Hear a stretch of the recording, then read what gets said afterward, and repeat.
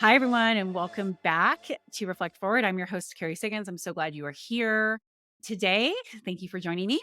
So, as you know, my book, The Ownership Mindset, is coming out in October of this year. And I wanted to do more interviews with leaders of employee owned companies and to help people understand the power of employee ownership, why I'm so incredibly passionate about it, not only from it being a business model, but really a competitive advantage because of the culture you can build around it and the financial and tax benefits that you can get from it.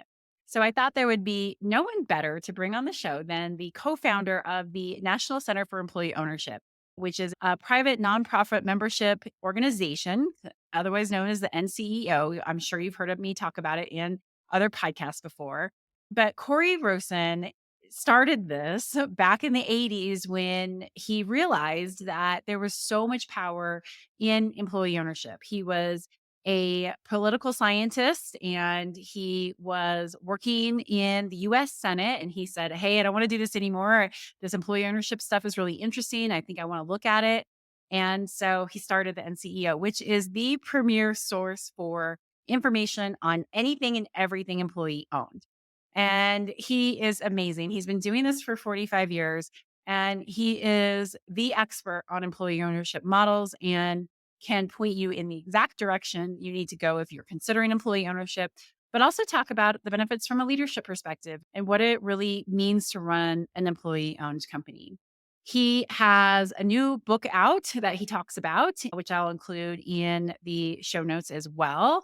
And it's just a great interview. He explains employee ownership in such simple terms. So, anyway, I hope you enjoy this episode. It does give you some background into what we at StoneAge had to do to become an employee owned company. And it is really cool. So, hang tight and I'll be right back with Corey.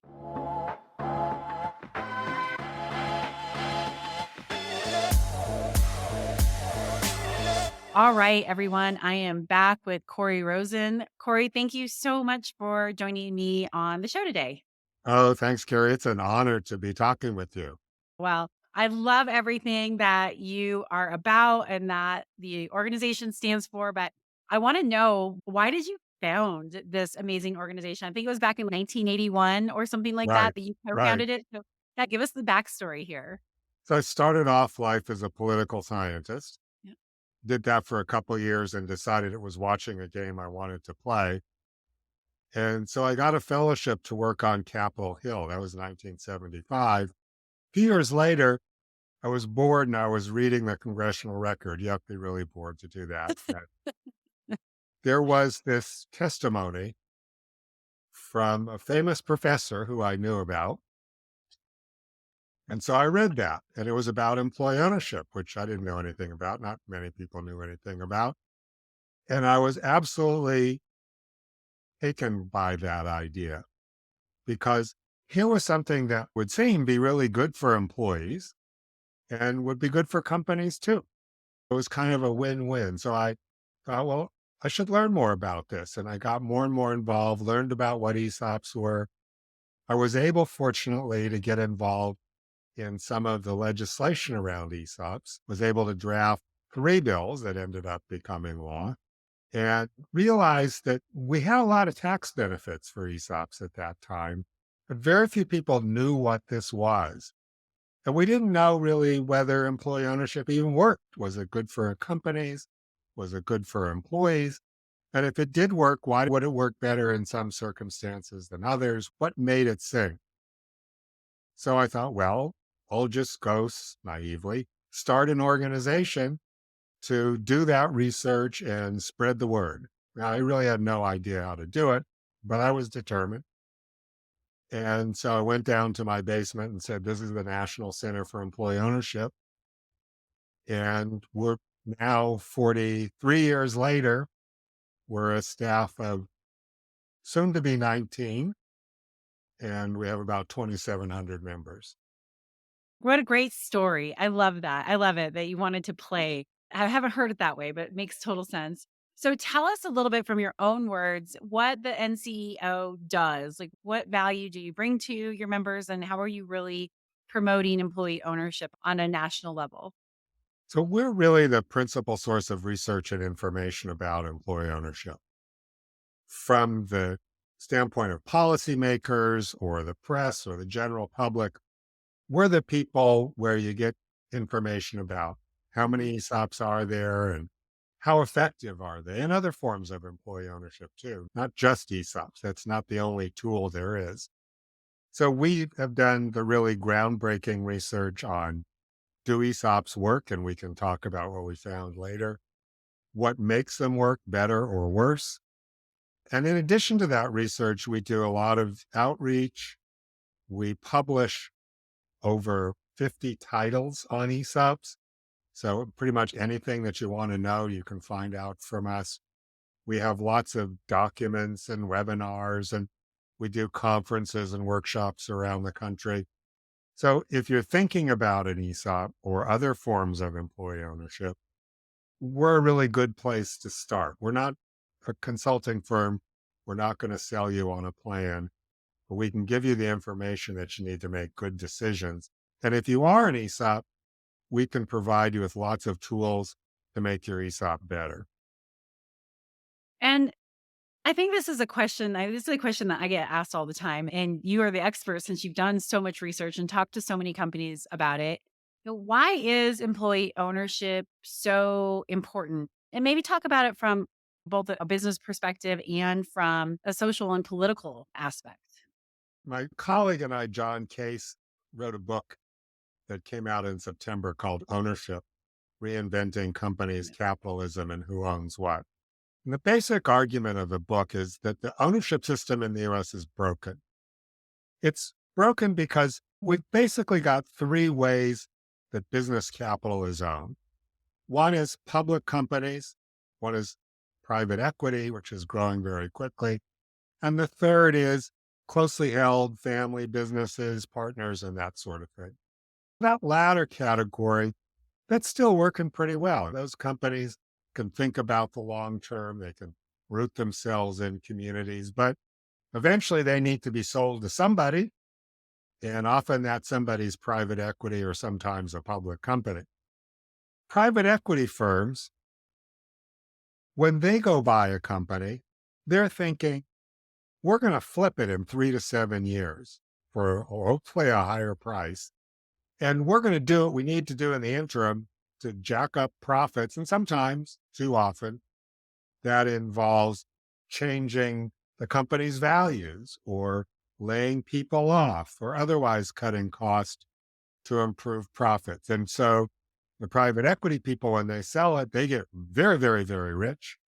The people who work for them effectively pay for them getting really rich, often at the cost of their jobs or benefits. Or if you look at things like medical care and dental care, where private equity is buying up all these companies at the cost of the benefit of the customer, who's now subservient to a model focused on profit, not care. Public companies, to think of people owning them is really a misnomer. The vast majority of trades in public companies are done by algorithm. Literally, these are computers owning shares for fractions of a second. Public company CEOs have a tenure of less than 5 years. So the focus is very much on short term profits to drive short term stock prices, not on the long term health of the company, the employees, the community. The difficulty with that is, first of all, there's no focus on the long term in either of those models. Yep. And secondly, the people who own those entities, the private equity and the shareholders primarily, and the CEOs with enormous amounts of stock options, are getting very, very rich, and wealth is concentrating more and more, while 50% of the population can't put its hands on $1,000 in an emergency. 50% of the private sector workforce is in no retirement plan at all. So wealth insecurities become rampant in the United States, while a handful of people are getting tens of millions or hundreds of millions or billions of dollars in return for their equity. Mhm. Since the 1970s, the real median wage is basically unchanged, but people's needs in real terms have increased. But the return on equity has been over 8% per year. So people who are working for a living are running faster and faster to try to stay in place. And people who own stuff are getting richer and richer. So not only are people wealth insecure, but they're angry. They're saying the system isn't fair. It doesn't work for me. It works for you. And I think that's behind a lot of the loss of social trust Yeah. and the tremendous disruption we're having in society right now. I agree with you completely. And so maybe especially for people who are listeners who, aren't familiar with employee ownership, how does employee ownership really tackle that issue? So, what employee ownership says is if you took some of this equity that's so concentrated in the hands of so few and you divided it more amongst your employees, you could have a lot of people with enough wealth to live much more secure lives. And the companies, by the way, will do better too, because everybody has a stake in the future. I loved it. Gary, you were on a panel with Greg Graves at our conference. It was great. You were terrific. Thank you. And Greg, who is the CEO, former CEO of a big employee owned engineering company called Burns and McDonnell, said one of my favorite quotes ever about why employee ownership matters. He said, at Burns and McDonnell, we don't create any billionaires, but for every billionaire we don't create, we create 1,000 millionaires. Yes. Yep. And that's perfect. Hmm. That's what employee ownership does. It's not making anybody poor or poorer, Hmm. really. It's taking the opportunity for future wealth that employees help create. And instead of concentrating it in a few hands, it's sharing it widely with all the people who create it. And I think that's the genius of employee ownership is it's not confiscatory. It's not saying, well, we're going to make you give up some of the wealth that you have to give to the people who don't have it. It's saying that when we create wealth in the future, we're going to create a system so that more people can partake in it. So then why are there only 6,000 ESOPs out there? And Right. why do people not see this as a viable model? Is it fear? Is it lack of education? So first, it's worth stepping back and talking about what is an ESOP. Why would anybody do this? Sure. And they are employee benefit plans created by Congress under the Employee Retirement Income Security Act. And basically, what the ESOP says is a company is going to use its future profits to purchase its own shares for the benefit of the people who work there. And the company is going to get a tax deduction for doing that. So it's a stock redemption. There's no other way that you can redeem Yep. stock with pre tax dollars. That's a big deal. So maybe the owner wants to, of a company, a closely held company, most typically, for instance, says, I'm thinking it's getting to be time for me to think about selling some of my ownership. I could sell to another company. I'm not sure that would be good for my employees or my community. Maybe I'd like to stay around a while too. So I don't know if I really want to do that. But if this ESOP thing works, we can use the future profits that we'll all help create on a tax deductible basis to buy my shares out. And by the way, Congress tells me that if I do this and we do it the right way, that I can defer taxes on the gain that I make by reinvesting in stocks and bonds of other companies. And there's no other way to do that. And just to put some sweetener on top of this, if we become 100% employee owned, the company doesn't have to pay any taxes. That's not some loophole, that's the law. So, all these great tax benefits for me to sell to an ESOP rather than sell to someone else. Given all of that, why don't more people do it, as you say? And there's a lot of reasons. They mostly come down to a couple key things. One is companies have to have enough money to pay for the costs of setting the plan up. Number two, and more importantly, they have to have enough profits to be able to buy their own shares back, even though that's pre tax dollars, and still have enough money to run the company. So some companies just aren't in that situation. Secondly, they have to go to their advisor and say, yeah, I heard about this ESOP thing. What do you think?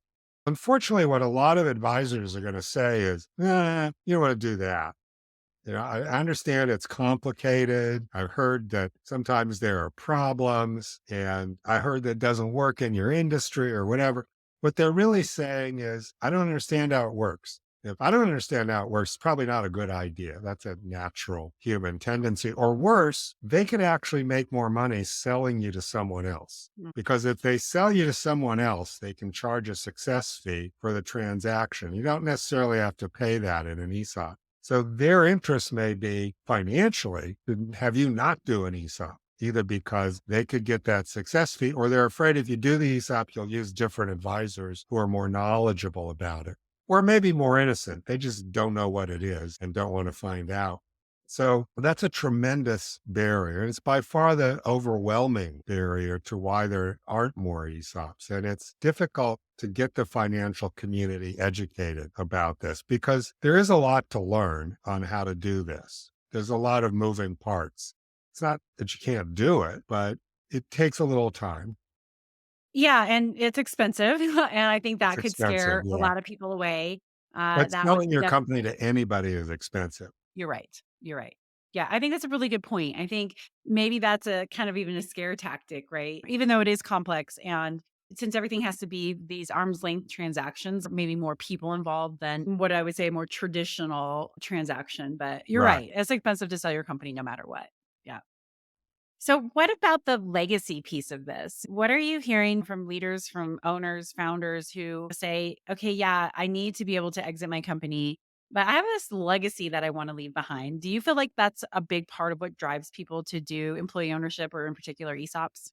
There are great financial benefits to Mhm. sellers to do ESOPs. And I was convinced some years ago by one of our members that we should stop trying to sell ESOPs on that basis. Yeah. He said, for me and for most of the people I've talked to, that was all nice. I liked that, but that was not why I did it. I did it because this is my company. I've put my life into this company. These people have helped me build it. And I want to leave that legacy to them.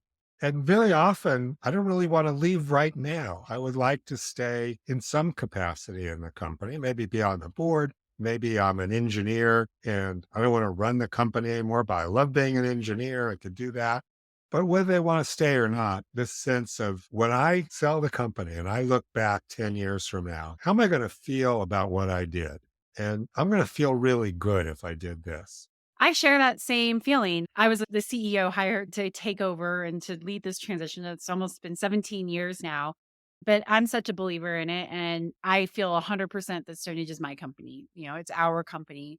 And now when I look at how I want to carry on that legacy, I share Greg's philosophy that we should be creating thousands of millionaires. And that's the legacy that I want to leave behind. And I'm disruptive CEO and I want to grow and I want to do all of these things and I want to solve all these hard problems. But at the end of the day, I want people to say, I had such a much better life. I had so many more opportunities. I became a better human being. I could live my dreams because I worked for StoneAge. And that is, in my opinion, what all leaders should look at. Like, how am I helping my employees lead better lives to contribute more to their communities, to their families, to society? But that just seems so counterintuitive. When people say that, they're like, oh, that's great. That's fantastic. Now, what are your results? Yeah. Uh, I was at a conference years ago and there was a keynote speaker. He said something that really affected me. He said, you want to live your life thinking, what do you want to be remembered for? Mhm. And he said, there are people who want to be remembered for how rich they were, how many cars they had, and how big their house was. But he said, I don't think many of you are in that category, is my guess. That most people, when you ask that question, they say, well, I want to be remembered for what I did for my family, my community, for other people. Yep. And that really struck me that if you live your life in that lens, then the sorts of things that you're doing and Greg's doing and all these owners of ESOP companies who sell to companies that become so successful as employer owned businesses, Wow. Looking back on your life when you've done that, you feel pretty good. Yeah, we've got to bring the humanness back into business. And this might be a controversial question, but do you think capitalism is fundamentally broken? Do you think that we can bring some of that impact that, what do I want to be remembered for to drive better business decisions, more long term thinking? Or do you feel like it's too far gone, especially looking at corporate America, publicly traded companies, private equity companies? Is there going to be some sort of realization that maybe this isn't the best way? Yeah. I don't think there's any other way that Yeah, is better. I better. mean, No. the other systems of economic organization haven't worked very well either. So I think capitalism is the best shot we've got, but I do think it's pretty broken for reasons I talked about before. But what's broken about it is that we need more capitalists. It's Mhm. not that we don't need capitalism.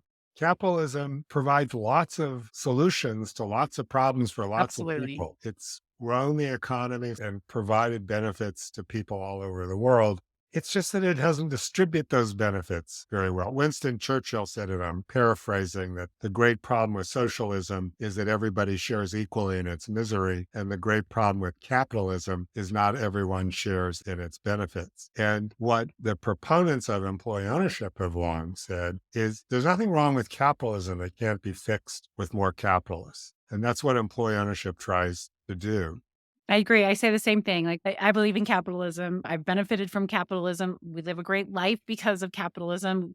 And I just want to change the narrative of where the wealth creation happens.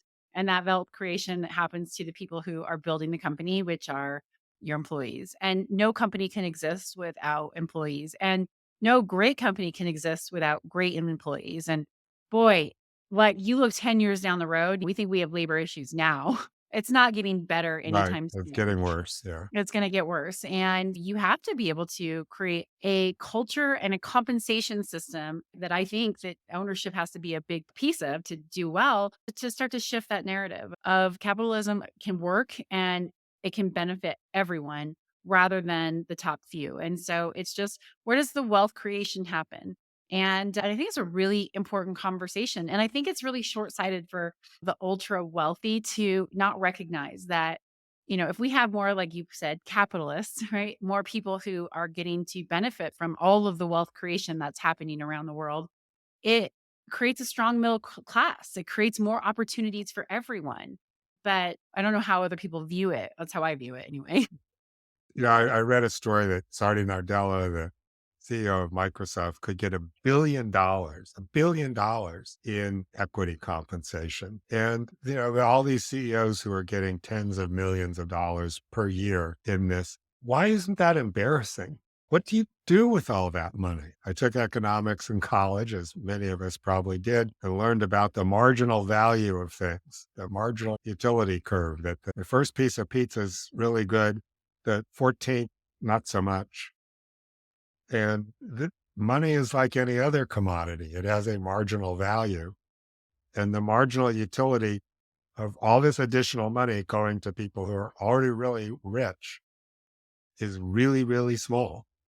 Yeah, it's just that those people earn it. Like, I feel like my employee owners, they earn it. They Right. work so hard every single day. And to me, it's not just saying, oh, I'm going to share this piece of it with you. It's I'm going to, honor the work that you've done and give you the piece that you've earned. But I just don't hear people saying that too much. It's like, I pay you a salary, do your job. And that's not very compelling and very motivating for people, especially when there's such a war for talent out there right now. Right. You often hear public companies saying that you need to work hard and make the company profitable. And it's essentially saying win one for the shareholders, Yeah. because they're the ones who are going to benefit from this. And as you say, that's not a very motivating message. So let's go back to how this works. So, how does a person know if employee ownership is right for them and what type of employee ownership is right for them? Like, where Right. do you get started? Well, you can get started by going to our website, NCEO.org, which has lots of starting point information about how these different approaches work. I think it depends on where you are as a company, how big you are, what your goals are. So let's say that you're a fairly young startup company You don't have anybody who's looking to sell at this point. But as you said, you do have an issue about, gee, we want to attract and retain the best folks. And one common way to do that is to give them some form of equity. That could be stock options, restricted stock. It could be phantom shares or stock appreciation rights. Lots of ways to do it. What they all have in common is we're giving you as an employee the right to some of the economic value of the company long term. And that right will be cashed out in the next few years, maybe if we're sold or some other event happens. So we're giving you a stake in the future. There's not a lot of tax benefits to anybody doing that. It's not more costly than other forms of compensation, but it's generally taxed in much the same way. And there are no rules for this in terms of how you decide who gets what, how often, how much, and so on. So you can decide what's appropriate for you. If, on the other hand, you're a closely held company where you have an owner or multiple owners who's thinking, it's time to move on, sell some or all of what I own, then the next question is you've got a few options.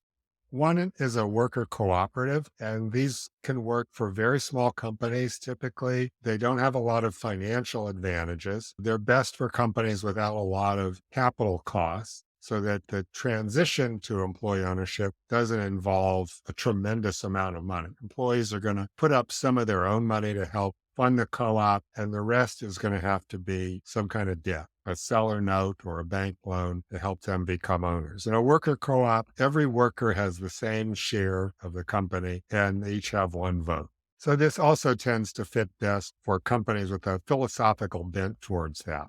Another approach is an employee ownership trust, and this is just setting up a conventional trust fund, and the shares are sold to the trust. Typically, the seller will take a note, get paid from the company's future profits over time, and all the shares go into the trust, and they're held there permanently for the employees who work there, who don't actually get an equity stake, but they get a share of the profits each year.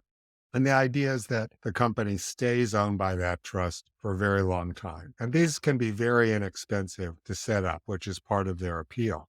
And then finally, there's the ESOP. And the ESOP is the most complicated, most expensive, and most tax favored of these approaches. So typical scenarios, you've got a company and it probably needs 15 to 20 employees, maybe 20 to 30, depending on who you talk to. And it needs profits probably of at least $700,000-800,000 a year, maybe more, on a fairly consistent basis in order to cover the costs and pay for the acquisition over time. And what happens now is the company sets up a trust called an Employee Stock Ownership Trust. And it can fund it in three ways. One is you can just contribute shares to the trust. So you dilute your ownership and the employees become owners and you get a tax deduction. The second is the company starts putting cash into the plan each year, purely discretionary. This year we'll put in a lot. We made a lot of money. Next year, not so much. Have a tougher year. Each year, the trust takes those dollars and it buys shares from the seller. Most of the time, the seller says, I'd like to sell more quickly. And so now what you can do is the company borrows money to buy however many shares the seller wants to sell. It can borrow them from a bank. It can use a seller note or very often a combination. It buys the shares, then it reloans the money to the employees to purchase the shares that the company just bought. And all those shares are put in this trust. And as the loan's paid for over a number of years, the employees get allocations of those shares based on their relative pay. And basically, everybody who works full time has to be included in the plan. The company gets a tax deduction for doing this. So if you have a $5 million company and you redeem your shares, you might need $7.5 million in pre-tax profits to have five left over. But with an ESOP, you only need five because it's deductible. If the company is a C corporation or converts to one, can take the money, reinvest in stocks and bonds of U.S. companies, not pay any tax until the seller sells those. And if they go into the seller's estate, there's no tax. If the company is an S corporation, you can't do that unless you convert to a C. But there's this other nifty benefit, which is whatever the ESOP owns isn't taxable. So maybe you sell 40% of the company to the ESOP and you make a distribution to the owner to pay taxes on their 60%. The ESOP gets a pro rata distribution, but doesn't have to pay taxes on it, doesn't have to send that money to the government, gets to keep the money, and it can buy more of your shares in effect for free because that's money that would have been paid in taxes. If the ESOP ends up owning 100% of the shares, then the company doesn't pay any taxes at all. And as I said, that's not a loophole, that's the law. Yeah, So there it's are all absolutely. these tax benefits. Yeah, it's absolutely brilliant. And thank you for being able to so articulately explain kind of those different models because people ask me that all the time. And yeah, you clearly are the expert, the guru at this. I Years guess of that's what you practice. get. Yeah, I guess that's what you get when you've been doing this for 45 years, right? Right.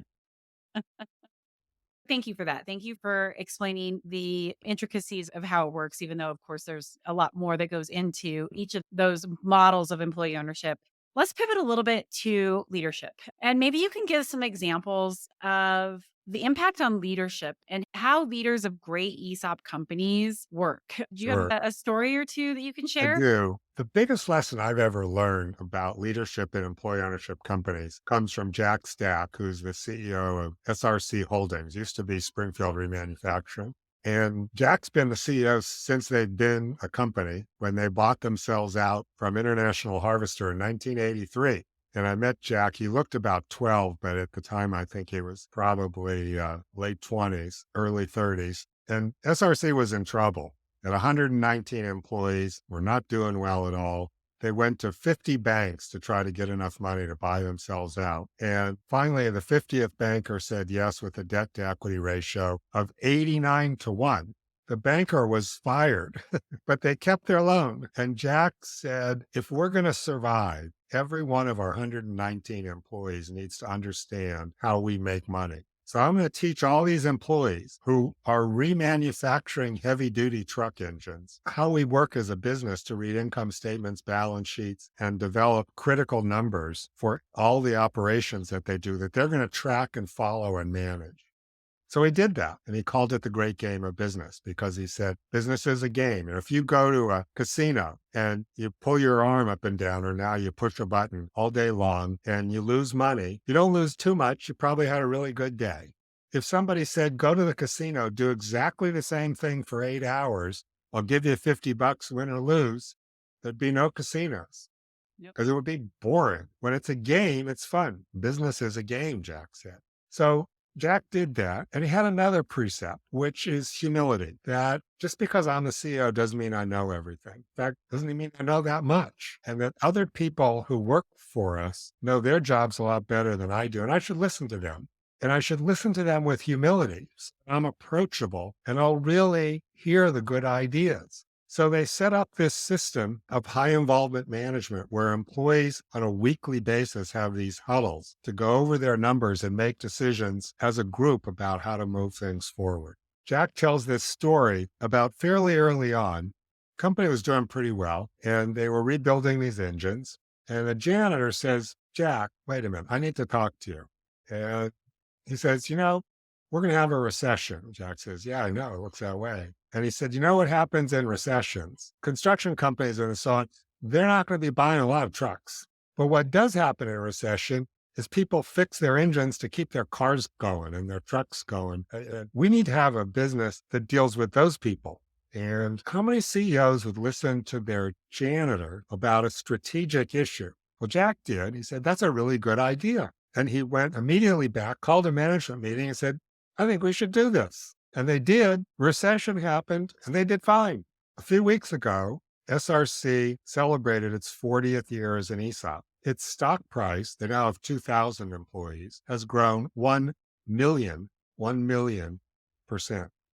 So you can understand why that's one of my favorite stories. The other great story, and I'll be briefer on this one, is W.L. Gore Associates. They make Cortex, which everybody knows them for, but their by far biggest business is in medical applications of that technology. They have about 12,000 employees. They're employee owned. And when they talk about leadership, they say, we have no leadership structure. We have no hierarchy. We have no job titles. If you have an idea for a project, you can do it and you can draw down a budget if you can convince enough of your colleagues to join your team. If they do, you can form the team, draw down the budget, and then the team selects its own leaders. And 50% of core has been a leader at one time or another. But core's philosophy about authority is that authority is consistent with expertise, not position. And they also have been just this wildly successful company. Both of those models are saying in different ways that you create a management system based on what people know, not what position they have. And that means that authority shifts from issue to issue. I love those examples. I think they're spot on and they are just such unique ways of looking at business, right? So untraditional. It's such an untraditional way of thinking about, keep my employees in the dark. They don't need to understand it. They're not capable of understanding it. You Right. have to have a hierarchy structure of leadership to get anything done. And they really proved that those assumptions, those things that are written in stone in management aren't necessarily true. There's a big difference between vertical control, which is Yeah. I can tell you what to do and I'm going to get involved in making decisions about a lot of stuff, and horizontal control. Horizontal control says, I'm not going to try to get involved in all these other things. I'm going to assume that people can make better decisions than I can on whatever it is. But because I don't have to get involved, I can get involved in all sorts of other things that are of interest to me and that I have the special skills to do better maybe than anybody else in the company. That's a different kind of control that's both a lot more interesting to the person doing it and it's a lot more impactful. I So you're agree. not giving up authority by doing what Jack's doing. You're shifting it to different things. Yep. I think that's such a powerful way to put it. Thank you for sharing those examples. Okay, so I have two last questions to wrap things up here. So, totally switch directions. I want to ask you my signature question. The name of this podcast is called Reflect Forward. What does Reflect Forward mean to you? Yeah, in some ways, it's the inverse of what I was saying before about when you look back on your life, what do you want to be remembered for? And this is, I think, going forward in life, what do I want to do that creates that legacy? What's going to be a meaningful way to spend the rest of my life? I could give you a hug right now. I have been telling so many people in my life who are sharing their goals and their dreams with me, go for it. Go for it. Like, why? There's no better time than now to create that life that you want and go for it. So Right, it's right. perfect. So, what's next for you? What are you going for next? 45 years of doing this. What does that look 45 like? more. There you go. I love it. I love it. They're a bit ambitious. Well, I think it's a reasonable goal just to keep doing this as long as I can. I stopped being the director 12 years ago now, and that was an intentional plan that after 30 years, somebody else should do it. I thought that would be good for the organization. I was right. Our new director's done a great job and done things I wouldn't have done, and the organization's benefited from that. I decided I would become, I don't get a salary from the center. So I do this because I get up every morning thinking how lucky I am to be able to do this, to do it with people like you and to meet people like you and hear StoneAge's story just really motivates me to keep doing this because it's a lot of fun and seeing people's lives change for the better is the best thing you can have in life. And there's just no better feeling than that. Well, you have made such a huge impact on the employee ownership world and educating all of us. Like, if I remember the very first time I came to learned really about ESOPs, it was to an NCEO conference for established ESOPs, even though we were just getting started. And I learned so much. It was the first time I had a chance to meet you. And looking back now, we're 9 years, almost a decade into this. And I just really appreciate your passion and all that you've done to make employee ownership a viable model that people can understand. So thank you. Well, thank you. It's people like you who make this all worthwhile and make this a successful idea. Yeah. Well, it's brilliant. It's brilliant. Okay. So tell us here before we go, where can people learn more about the NCEO? What do you have going on? Is there any event that you want to promote or your book? Where can people find your Right. book? So our website's nceo.org, National Center for Employee Ownership. You can find my email there as well as other staff people. We are having what we call our Fall Forum, which is our smaller conference that'll be in Houston, September 26th to the 28th. And then in October, we have a seminar for people who are thinking about an ESOP in New Orleans. So go to our website, you can learn about those events. In terms of publications, we have lots of books on how to do employee ownership. Go to the publications area of our website. If you become a member of the NCEO, it's not a lot of money. You can contact us anytime with questions, lots of great resources. And if you're interested in the broader sort of philosophical issues here, again, the book I wrote with John Case is titled Ownership Reinventing Companies, Capitalism, and Who Owns What. And you can find that on our site or any online bookseller and in some bookstores. Wonderful. And I'll include all that in the show notes. Thank you. Well, I so appreciate you coming on the show today, Corey. Thank you for Thank you, all you've done and Karen. for sharing your wisdom with us. Thank you. Really appreciate it. All right. Thanks to everyone. Hang tight. I'll be right back.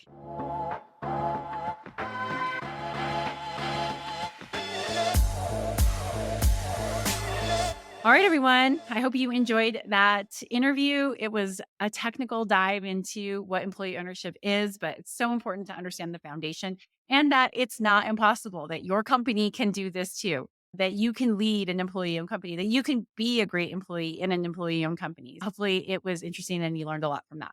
All right, I will leave you for your day. I look forward to hosting you next week with an advice from a CEO episode. And if you like this podcast, please like it, share it, subscribe to it, rate it. It always helps with the algorithms. And don't forget to go order a pre-copy of my book. You can find it on Amazon or Barnes& and Noble or Porchlight Books at a discount.